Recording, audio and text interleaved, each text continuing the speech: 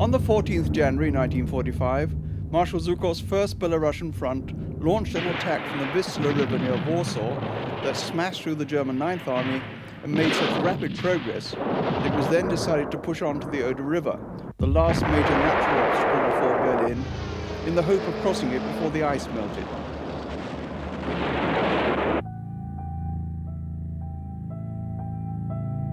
In their path, fleeing the wrath of the Red Army soldiers avenging the rape of their own country, were tens of thousands of refugees, spurred on by propaganda films showing what had occurred in the first German villages to be overrun.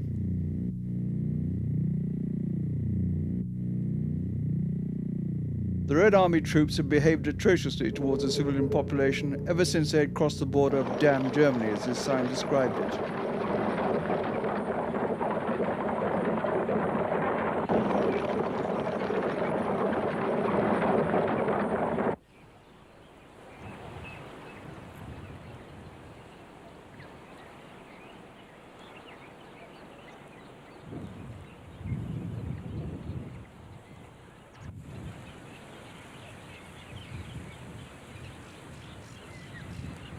Well before dawn on the 31st of January, soldiers of the 5th Shock Army crossed the still frozen river Oder to take the village of Kienitz and establish their first bridgehead, some 16 kilometers northwest of Kuestrin.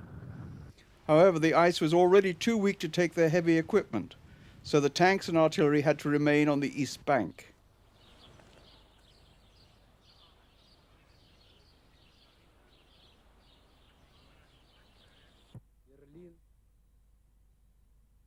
The town of Kuestrin provided the only bridges across the Warta and Oder rivers in the center of Marshal Zhukov's line, yet he appears to have made little effort to seize this vital point before the Germans could organize a defense here.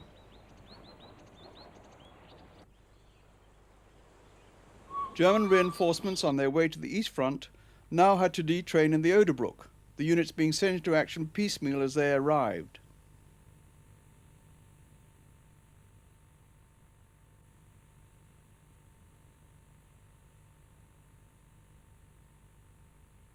On the 2nd February, the Soviet 8th Guards Army's vanguard arrived on the Oder south of Kuestrin opposite Reitwein village and began an unopposed but difficult crossing.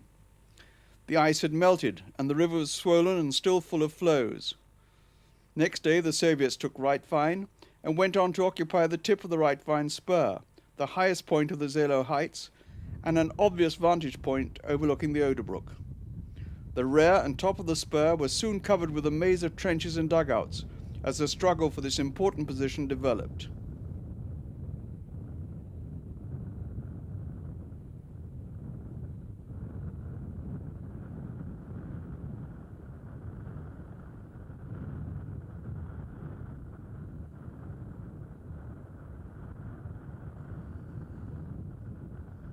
Further south, the Soviet 33rd Army established bridgeheads in the swampy valley bottom between Frankfurt Oder Der Gauleiter von Berlin, Reich Minister Dr. Goebbels, verschafft sich einen persönlichen the Eindruck Germans von were den able to Vorbereitungen retain a zum bridgehead on Abwehrkampf. the east bank of the Der Oder Minister mit opposite Frankfurt. Ritterkreuzträger General der Infanterie Busse. Reichsdefense-Kommissar Goebbels and General Entlang der Busse Oder of haben the sich German 9th Grenadiere und Army MG took a Trupps keen eingenistet. interest in this fortress's defense. Auch am Bahndamm und in der weiteren Umgebung des Odergeländes sind die Stellungen der Infanterie und unserer Batterien. With his vanguards across the Oder, Marshal Zhukov planned to make an immediate armored thrust on Berlin, gambling on the lack of prepared opposition before him.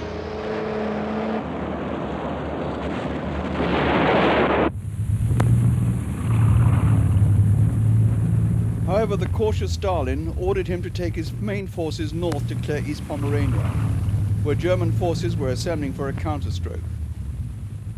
This left only comparatively weak forces in the bridgeheads, and totally dependent on artillery support from the east bank to retain their positions against the German effort to clear them.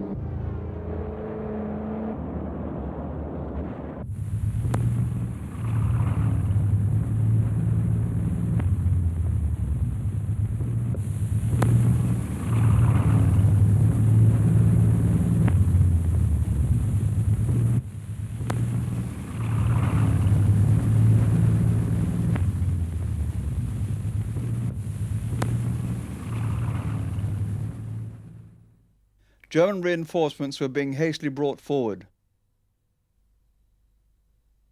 including troops switched from the failed Ardennes offensive, and field units were being formed from the Volkssturm and sent into the front line, not all by any means as well equipped as those seen here.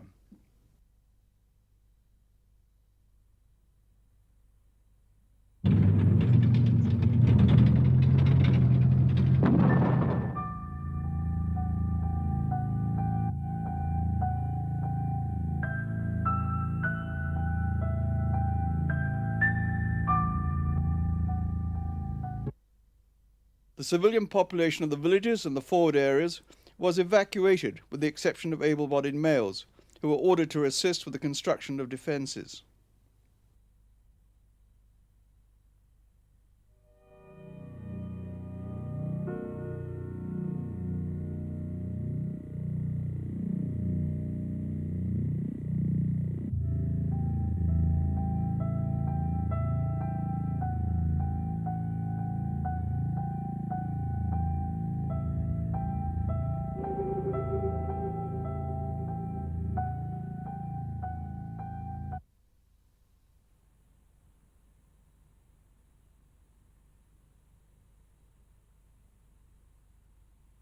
Then at dusk on the 12th of February, using the last of the ice still holding, the Soviet 69th Army made a surprise attack on the little town of Lebus and established a bridgehead there.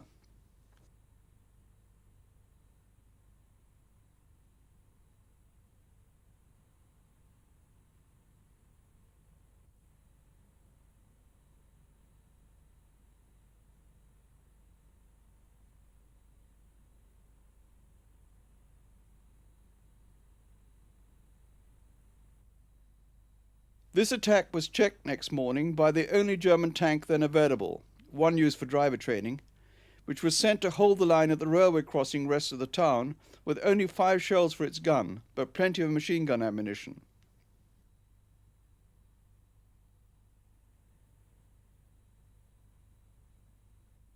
Over the next 2 months, the Reitwein spur north of Lebus became a bitterly contested battleground, as the Soviets tried to gain control of the access routes up the escarpment at the little hamlets of Wouden and Klessin, both of which had commanding views over the valley below.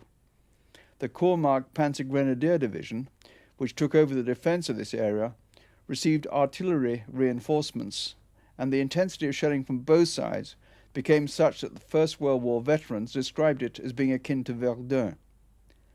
Hitler declared Wouden and Klessin fortresses, which meant that they had to be defended to the last man.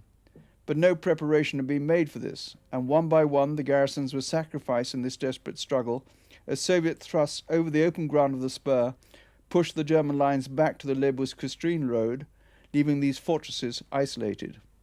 After a week's intensive siege, Wouden's garrison of officer cadets had been reduced from 400 to 80 from casualties. The commander of the Kurmarkt ordered its evacuation on the 12th of March, but continued to report it as held for another 4 days, until his pleas for permission to evacuate were granted. Klessin held out until the 23rd March in a 2-week siege, during which abortive attempts were made to supply the officer cadet garrison by air.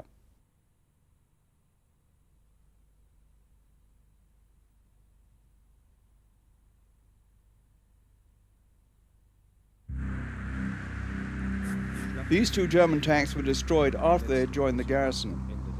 The hamlet and its schloss were totally destroyed in the fighting.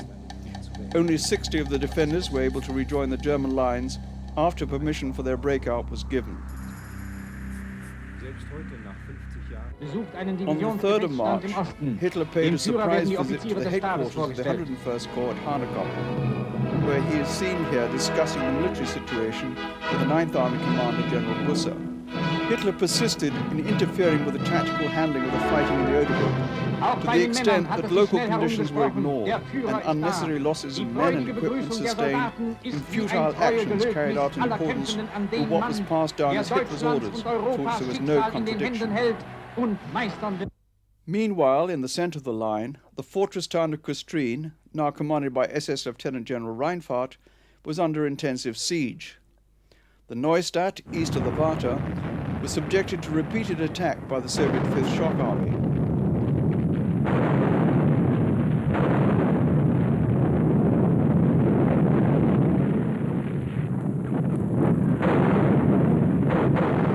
On the 8th of March, the Neustadt fell, and the bridges across the Warta leading to the Altstadt and fortress proper were blown.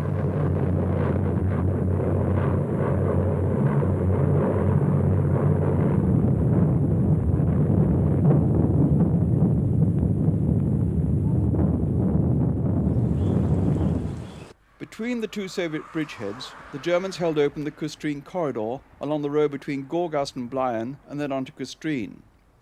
Along this route, secured at the Blayen end by 4 infantry battalions and some self-propelled guns, night convoys of tracked vehicles were able to resupply the garrison and evacuate the civilian population. Then on the 22nd March, the 5th Shock Army in the north and the 8th Guards Army in the south launched a major attack to combine their bridgeheads and seal off Kuestrin.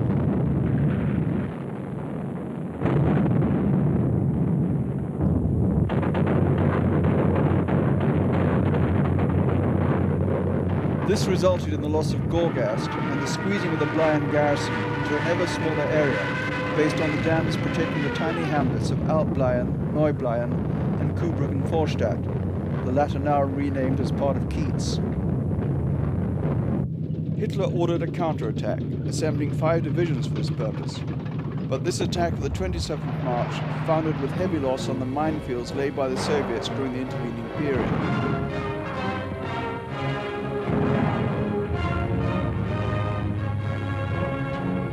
T-34 riss es den Turm aus dem Rumpf. Andere brennen und qualmen an der Straße, die ihnen Fluchtweg sein sollte. Der Kampf an allen Fronten geht weiter.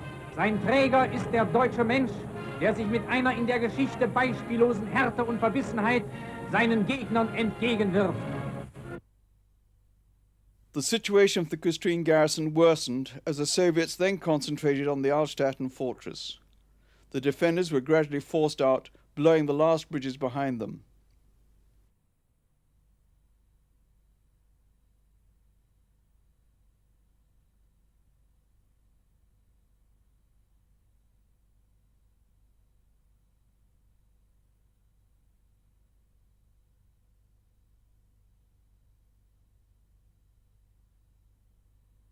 On the night of the 29th, the survivors gathered on the dam near Kubrücken-Vorstadt to try and break through to the German lines 7 kilometers away. Over 1,000 succeeded, including Reinefarth, who had defied Hitler's orders to hold out to the last man by doing so.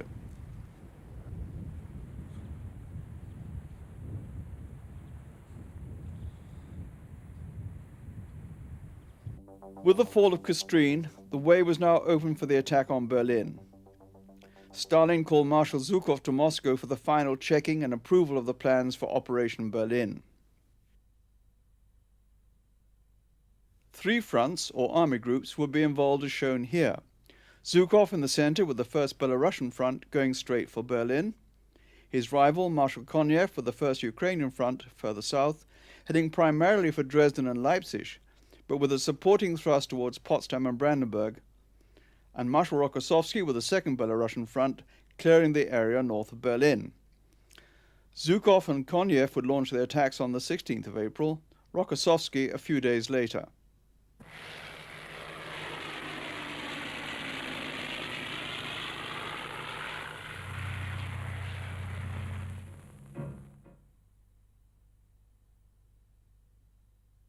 Upon his return to the 1st Byelorussian Front's headquarters at Landsberg, Zhukov then held a study period to go over his plans with his generals.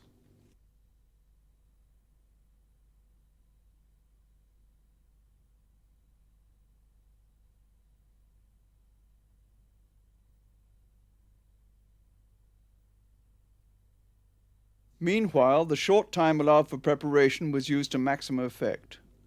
26 bridges were built, many up to 1 kilometer in length, spanning from dam to dam across the flooded river, and numerous ferries established. These were prime targets for the German artillery and Luftwaffe and were therefore strongly defended.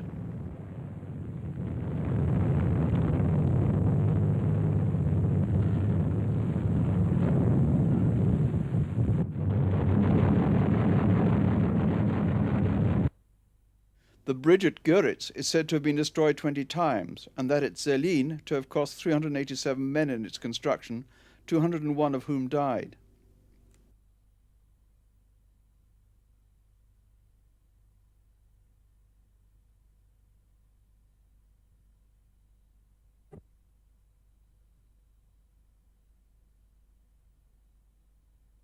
This fantastic logistical operation involved bringing forward and deploying in just 14 days 768,000 soldiers, over 3,000 tanks and self-propelled guns, 4,628 guns and mortars, 1,531 rocket launchers, and all the food, fuel, lubricants and ammunition required to sustain them.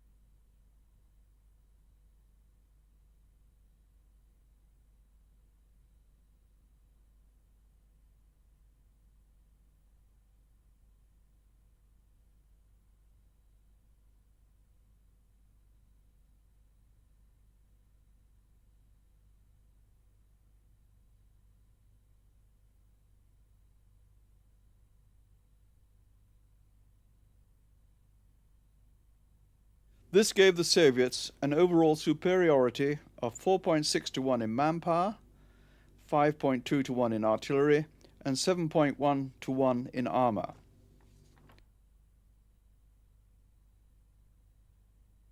Against this, the German Ninth Army could only muster about 200,000 men, 512 tanks and self-propelled guns, and 2,625 guns of various kinds.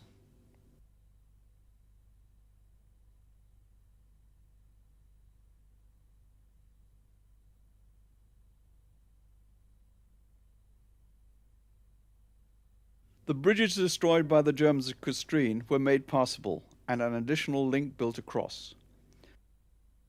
On the 14th and 15th of April, the Soviets conducted a reconnaissance in force, gaining some useful ground to enable them to clear ways through the defensive minefields laid by either side. Then at 0500 hours Moscow time, 0300 hours German summer time, the mightiest bombardment yet to be experienced broke out along the Soviet front, using every possible gun, whether targeted or not, to add to the din and psychological impact. After 20 minutes of the shelling, 143 searchlights deployed along the front were switched on as a signal to advance. They were also meant to provide extra hours of light for the troops to achieve their objectives and to blind the enemy. However, this did not work out as planned. The barrage, falling mainly on positions deliberately vacated during the course of the night in anticipation of the attack, had filled the air with so much smoke and debris that the searchlights proved mainly ineffective, except in causing night blindness among their own troops, so that many units decided to wait for daylight to continue.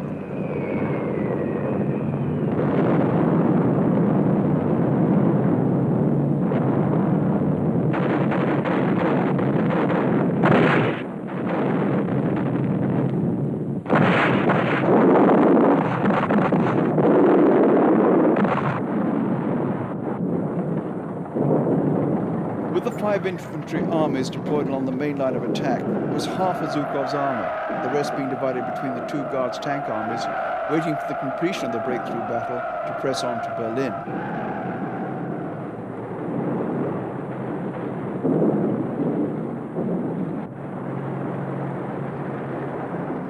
Zhukov and his staff occupied an observation post on the Reitwein spur, established for them at the command post of General Schwikov's 8th Guards Army.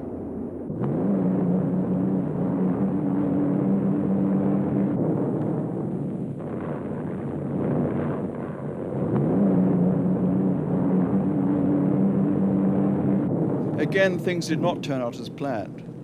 The rate of advance began to slow down in the face of the boggy terrain and numerous water obstacles. In the 8th Guards Army sector, where the far side of the Hauptgraben had been cut away to make it impassable for tanks, they had to wait for their engineers to organize crossing points, all the while under heavy fire.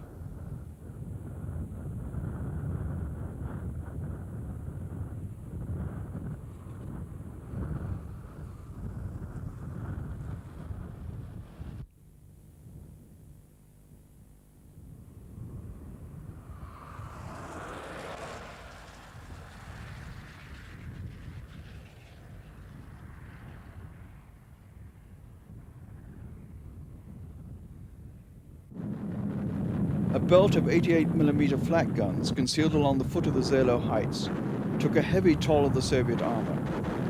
Every bush and hedge on the heights concealed defensive positions, many of which had survived the bombardments that preceded various phases of the attack. The Soviet infantry and armor were bunched so thickly that the Germans could hardly fail to hit their targets.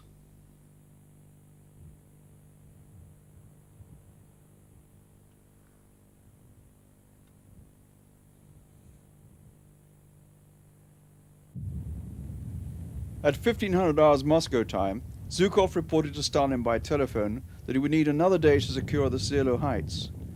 Stalin goaded him with Marshal Konev's success to the south.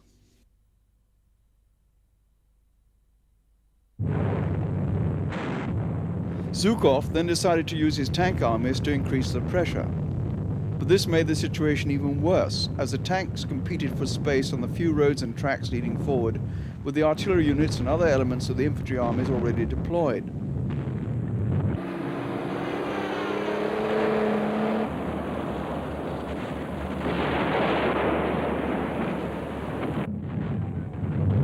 The fighting continued.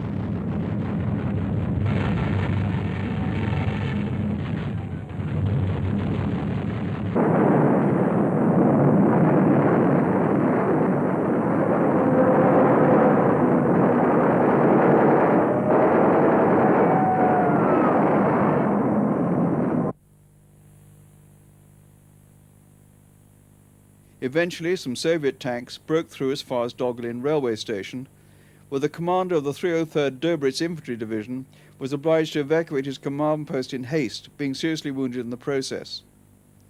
The tanks were unable to cross the railway line, which became a firm base for the defense in this sector, so turned north, where they appear to have approached the rear of the German positions overlooking the hamlet of Ludwigslust, enabling a penetration from the front that evening.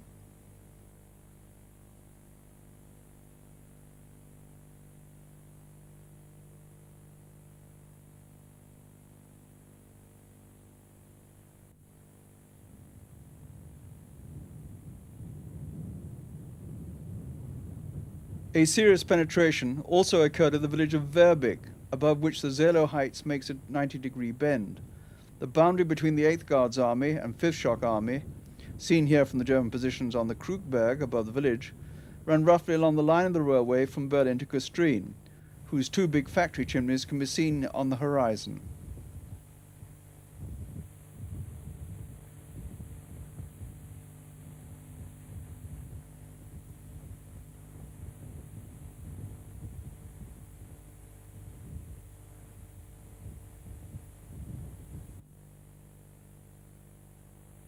The north-south railway line, crossing over the other at Werbig station, together with a spur connecting with the Kuestrin line, forms a triangle of raised embankments, and it was here that some of the severest fighting took place.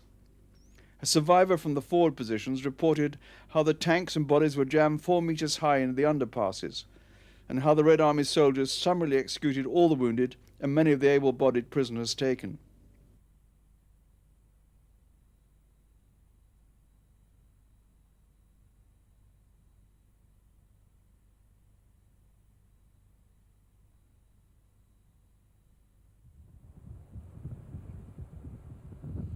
The Soviets managed to get halfway up the heights here that evening before they were stopped and driven back down again.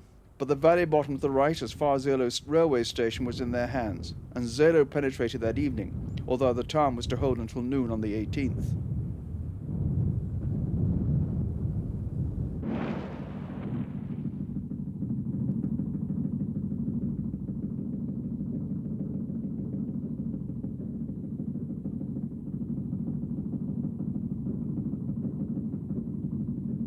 The 1st Muencheberg Tank Battalion, operating from behind the Hauptgraben in front of Seelow, and the chain of anti-tank weapons ranged along the foot of the heights behind them, had taken a heavy toll of Soviet armor, as these wrecks show.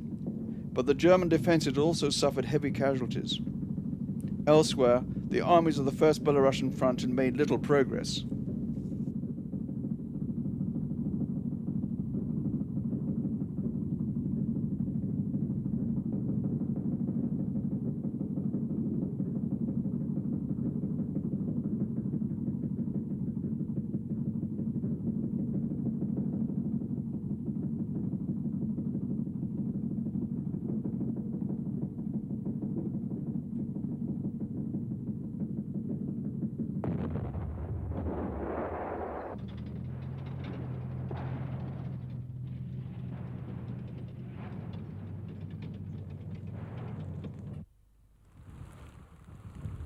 The Soviet effort on the 17th of April concentrated either side of Seelow at Friedersdorf and at Werbig to get the 1st Guards Tank Army onto Route 1, for the Lietzen Valley south of the main road had been deliberately flooded to make an impassable tank barrier.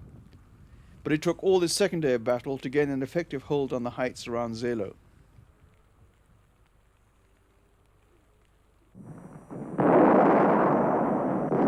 At last, on the morning of the 18th April, the third day of battle, the Soviet advance brought the tanks beyond Seelow and to the dip at Diedersdorf, where German survivors from the forward positions were now manning the so-called Steinstellen position.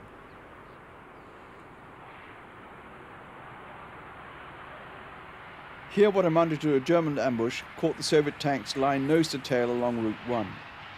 Backed by the Luftwaffe, this action created such havoc that Marshal Zhukov belatedly issued orders that night for infantry tank cooperation and for the imposition of strict traffic control in the advance.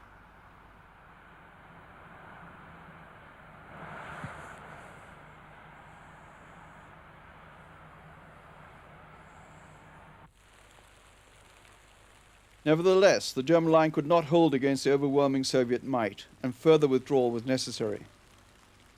Meanwhile, the main dressing station here at Jansfelde, where the German wounded were laid out in stretchers on the sports field, was being mercilessly attacked by Soviet aircraft attracted to the scene by the Red Cross markings.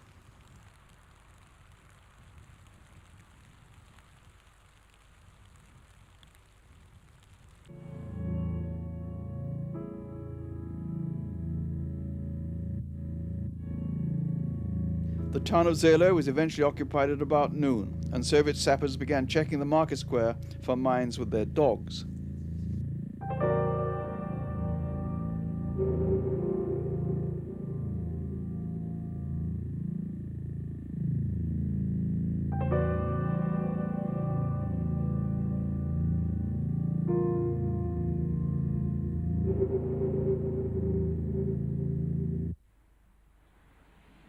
On the morning of the 19th April, the 3rd Battalion of the 18th Artillery Regiment was withdrawing across Route 1 at Jansfelde when it was fired on from the flank by advancing Soviet tanks. The battalion hastily took up firing positions in front of the woods overlooking the village and engaged the tanks in an action that cost 8 officers and 163 men killed and the loss of all its guns for an estimated 100 Soviet tanks destroyed.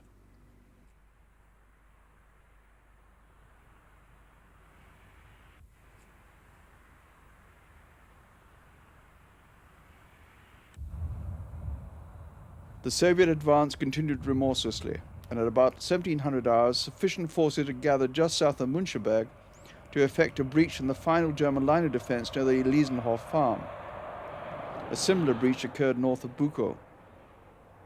The German 9th Army was now split, the bulk of it still holding firm in the south, the northern element having to withdraw to the Fino Canal, and in the center, General Weidling's 56th Panzer Corps being pushed back towards Berlin, but seeking to rejoin the main body to the south by the first available route.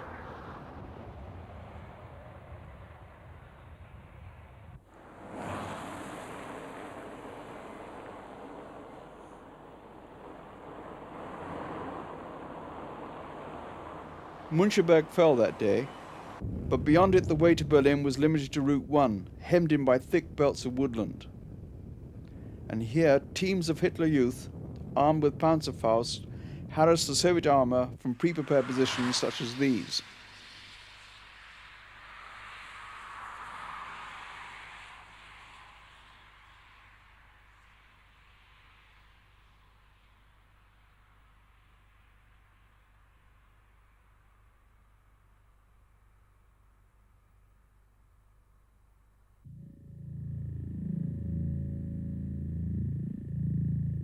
The 4-day breakthrough battle was over, but it had cost Marshal Zhukov an acknowledged 33,000 dead, although as many as 70,000 has been estimated, against about 12,000 Germans. He had also lost some 743 tanks and self-propelled guns, the equivalent strength of a tank army. His troops were exhausted, and his plans for the taking of Berlin in need of urgent revision.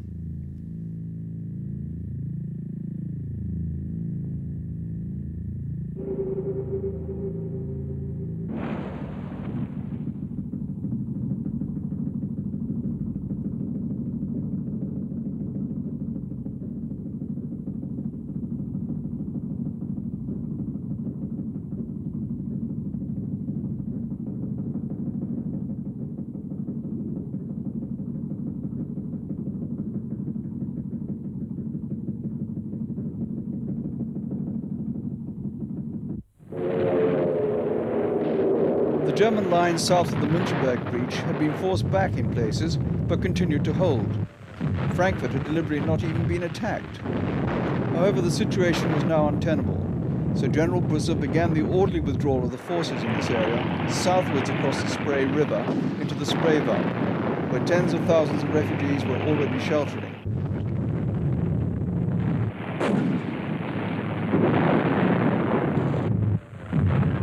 General Weidling's 56th Panzer Corps headquarters, which had taken over command of the 9th Parachute, 20th Panzer Grenadier and Muencheberg Panzer Divisions on the main Soviet line of advance only as the battle began, and then received reinforcements in the shape of the 11th SS and 18th Panzer Grenadier Divisions, was now driven back on Berlin with these formations.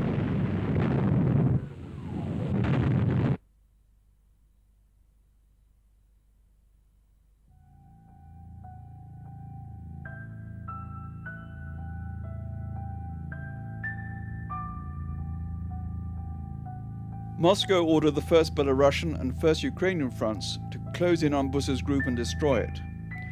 Subjected to constant air and artillery bombardment in an ever-shrinking area, finally on the 28th of April, General Busse organized a breakout to the west, where General Wenck's 12th Army was waiting near Bielitz, south of Potsdam. The breakout was directed at the point where the boundary between the two Soviet fronts was drawn, but all but founded in the village of Halba, where the Soviets had established strong roadblocks. In the ensuing breakout battle, some 40,000 soldiers and civilians lost their lives.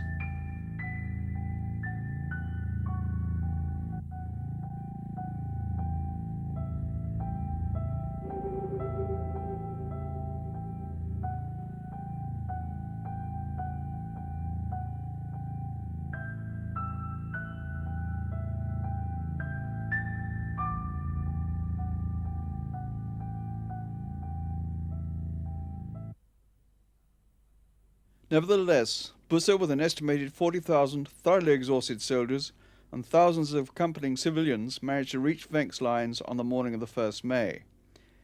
Wenck then conducted a masterly withdrawal to the Elbe opposite Tangermunde, where some 100,000 soldiers and 300,000 civilians crossed into the American lines.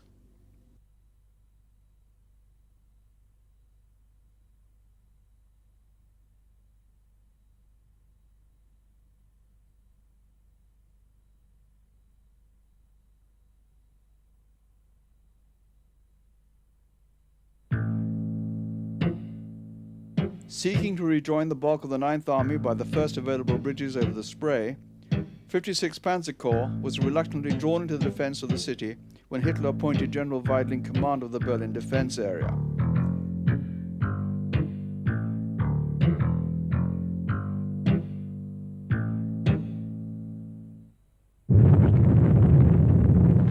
As Zhukov's armies, with the Reichstag as their ultimate goal, enveloped Berlin in accordance with his revised plans, Marshal Konev personally intervened with the 3rd Guards Tank Army, hoping to beat Zhukov to the prize.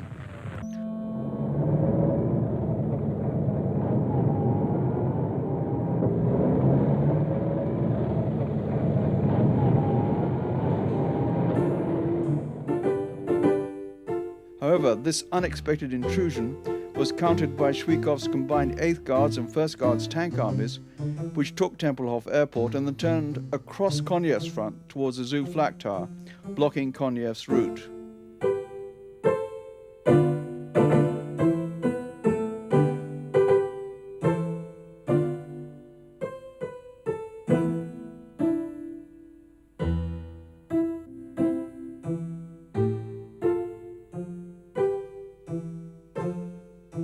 The Zoo Flak Tower and those at Friedrichshain and Humboldthain provided the core of the Berlin defense, their anti-aircraft guns proving more than effective against the Soviet armor. The city had already been devastated by the British and American air raids, but now Soviet artillery added to the destruction, blasting a way forward for their troops.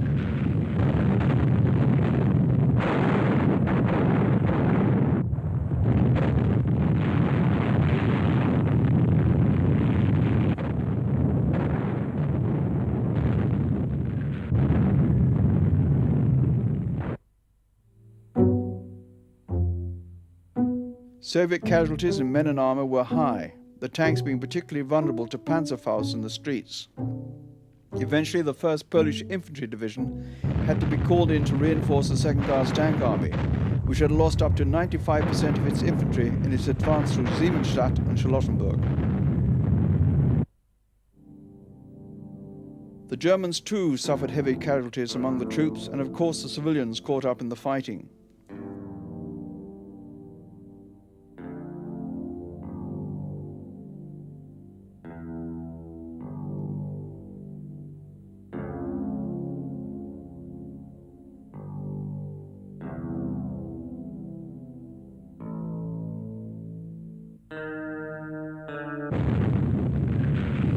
All day long, the guns pounded, churning up the rubble of this already devastated city.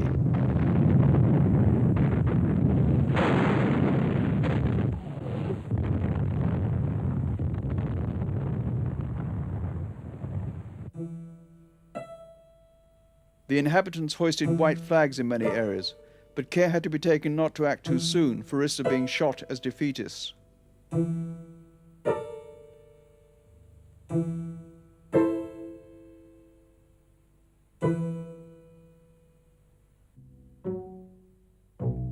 Those that could moved out of the combat area, taking their few remaining precious possessions.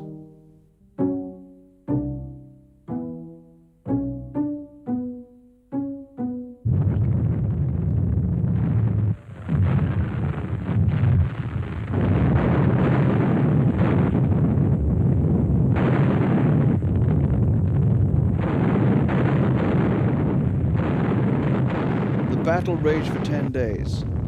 The German defense being gradually compressed into a narrow strip between the Havel and the city center. Eventually, realizing the hopelessness of the situation, Hitler committed suicide on the 30th of April with his bride of only 1 day, the former Eva Braun. Goebbels then tried to negotiate a ceasefire with the Soviets, hoping to gain enough time to form a new government. But the Soviets would have nothing of it. He too committed suicide with his wife after first murdering their 6 children. Gleichzeitig vom Norden Gruppe Steiner, also Herr Fürstenberg. Throughout the battle, General Weidling and his chief of staff, Colonel von Duffing, had been planning a breakout from Berlin to the west, with or without Hitler's permission.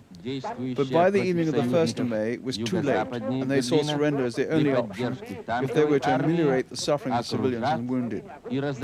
Several breakout attempts did occur, but at great cost, and very few individuals actually succeeded in reaching the west. Die letzten Tagen Berliners aussichtslos. Es war unmöglich, mit den wenigen zur Verfügung stehenden Kräften Berlin zu verteidigen. The Soviets started rounding up their prisoners on the morning of the 2nd May. Among them were the old men and the children that had been called upon to fight for their country.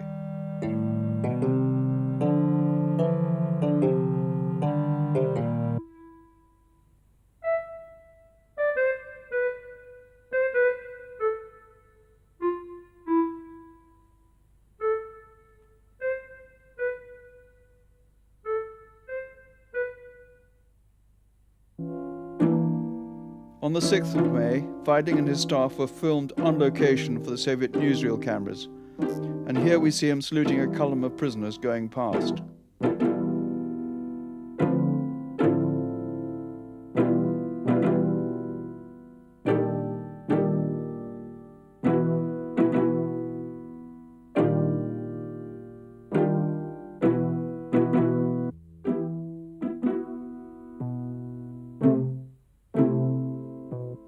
So Hitler's Third Reich ended with its surviving manpower streaming away into the uncertainty of captivity, many never to return.